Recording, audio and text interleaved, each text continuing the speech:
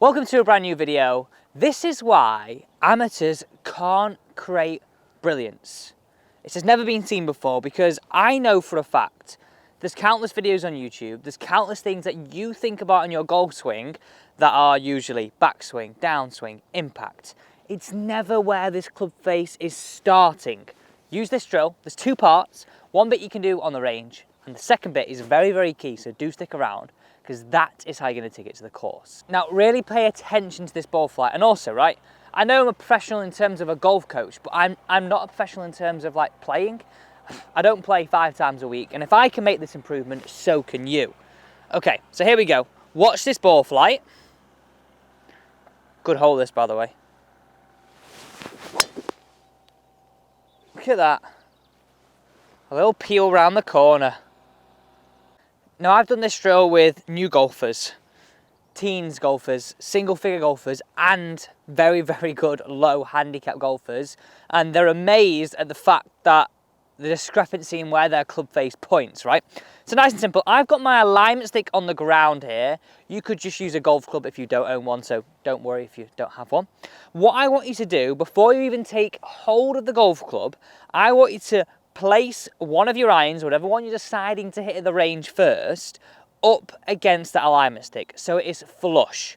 So you can see this from the player cam right now, that I've got the alignment stick and the leading edge right up against each other. I'm now going to take hold of my golf club, and I know for a fact that my club face is now square.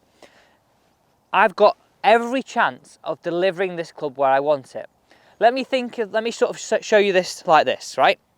If I was going to throw a ball to you, and you were stood there, and I wanted to underarm throw it, my hand would be pointing in the direction I wanted to throw it. If it was pointing a little bit right to start with, well, 9 times out of 10, I'm either going to throw it right, or I'm going to have to manipulate it a little bit. If my hand's pointing a little bit left at the address, again, I'm going to have to manipulate it.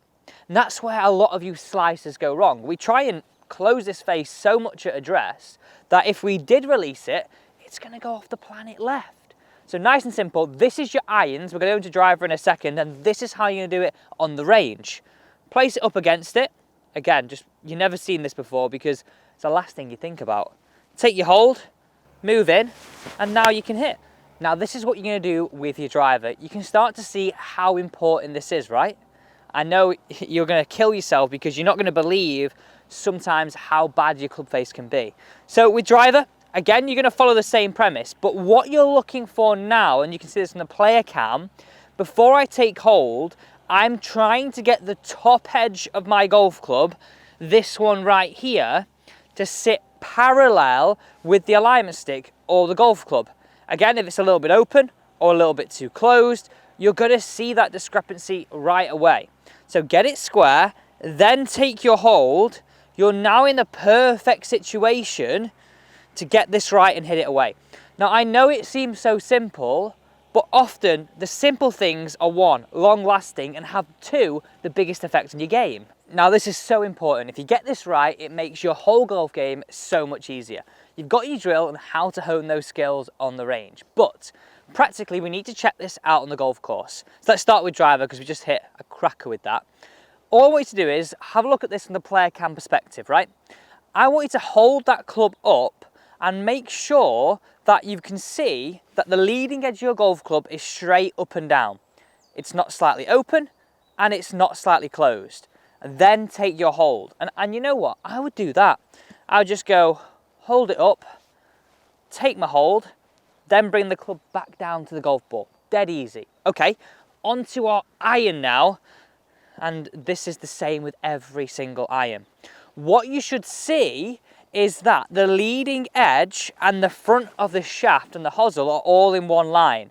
The toe isn't overhanging, the heel isn't hanging forward. So nice and simple, you can just hold them up, make sure it's all in one line as you can see on the screen right here. And we're ready to go. We can fire that ball away, we can hit more fairways, hit it longer, hit it straighter, and hit more greens. Thanks so much for watching. Don't forget to subscribe to the channel for tips each week.